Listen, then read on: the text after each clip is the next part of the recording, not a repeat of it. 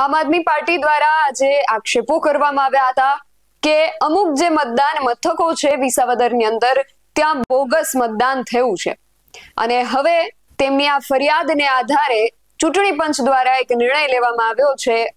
શું નિર્ણય લેવામાં આવ્યો છે અને તેના વિશે આમ આદમી પાર્ટીના નેતા શું કહી રહ્યા છે, સમગ્ર વિગત મેળવી અહેવાલમાં। જય હિન્દ, BSI ટીવી ન્યૂઝ પર આપની સાથે હું છું નિધિ ગઢવી।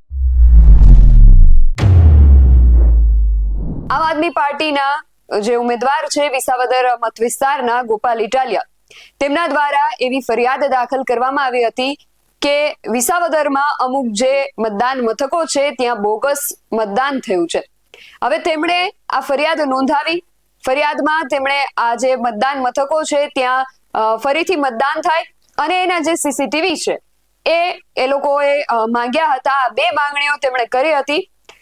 એમની આ બે માંગણીઓ અનુસાર એમાંથી જે બે મતદાન મથકો છે ત્યાં ફરી મતદાન થવાનું છે અને આ નિર્ણય લેવામાં આવ્યો છે। ત્યારે આજે બાકીની જે માંગણીઓ છે એ સંતોષાઈ નથી, તો હવે અત્યારે આ જે સમાચાર આવ્યા છે તેને લઈને આમ આદમી પાર્ટીના નેતા સાથે જ વાત કરીએ, રાજુભાઈ કરપડા સાથે, અને જાણીએ કે તેમની આ મામલે શું પ્રતિક્રિયા છે। જી રાજુભાઈ, આપની આમ આદમી પાર્ટીની જે ફરિયાદ હતી એ ફરિયાદ મુજબ હવે આ જે બે ગામો છે એની અંદર ફરીથી જે મતદાન છે એ યોજાવાનું છે। આપની સૌથી પહેલી પ્રતિક્રિયા। જી નિધિબેન, તો અમારી જે ફરિયાદ હતી આજે જ સવારે ગોપાલભાઈ ઇટાલિયાએ જે ફરિયાદ કરી એ ફરિયાદ મુજબ 9 થી 10 બૂથ એવા હતા કે જ્યાં બોગસ વોટિંગની ફરિયાદો આવી હતી। 4 થી 5 બૂથ એવા હતા કે જ્યાં 90% આસપાસ વોટિંગ થયું છે। તો અમારી માંગણી એ હતી કે ખરેખર જ્યાં બોગસ વોટિંગ થયું છે ત્યાંના સીસીટીવી કેમેરા સામે લાવવામાં આવે અથવા તો એક ઉમેદવારને ચેક કરવા દેવામાં આવે। અમે દાવા સાથે કહીએ છીએ કે જ્યાં 90% જેટલું મતદાન થયું છે ત્યાં અમારા બૂથ પર ઇન્ચાર્જને બેઠવા દેવામાં નથી આવ્યો। ત્યાંથી ક્યાંક ને ક્યાંક દબંગાઈ કરી, ગુંડાગર્દી કરી, અમુક લોકોએ બોગસ વોટિંગ કર્યું છે। મૃત્યુ પામેલા લોકોનું પણ મતદાન થયું છે। જો સીસીટીવી કેમેરા ચેક કરવા દેવામાં આવે તો અમે કમ્પ્લીટલી પુરાવા આપવા તૈયાર છીએ। આજે જે માત્ર બે બૂથ, એક માલીડા અને 111 નંબરનું બૂથ છે નવા વાઘણિયા, જ્યાં ગઈકાલે ભાજપના ગુંડાઓએ પ્રિસાઇડિંગ ઓફિસર સાથે મારામારી કરી, બૂથ ક્રેપ્ચિંગ કરવામાં આવેલું અને ત્યાર પછી મતદાન અટકાવાયેલું હતું। તો જ્યાં મતદાન અટકાયું હતું ત્યાં જ માત્ર બે બૂથ પર ફરી વખત વોટિંગ કરવાની વાત છે। અમારી માંગણી હતી કે 8 થી 9 બૂથ પર ફરી વખત વોટિંગ થવું જોઈએ। જ્યાં બોગસ થયું છે તો એના સીસીટીવી કેમેરા ઉમેદવારને ચેક કરવા દેવામાં આવે। જી, તો હવે આપની જે માંગણી હતી એ મુજબ આપની જે માંગ છે એ પૂરી તો સંતોષાઈ નથી। આપે સીસીટીવી ની પણ માંગ કરી હતી ને આપે જે 9 થી 10 જે મતદાન મથકો છે ત્યાં ફરીથી આ જે ચૂંટણી પ્રક્રિયા છે એ કરવાની વાત કરી હતી। તો હવે આગળ આમ આદમી પાર્ટી શું પગલાં લેશે?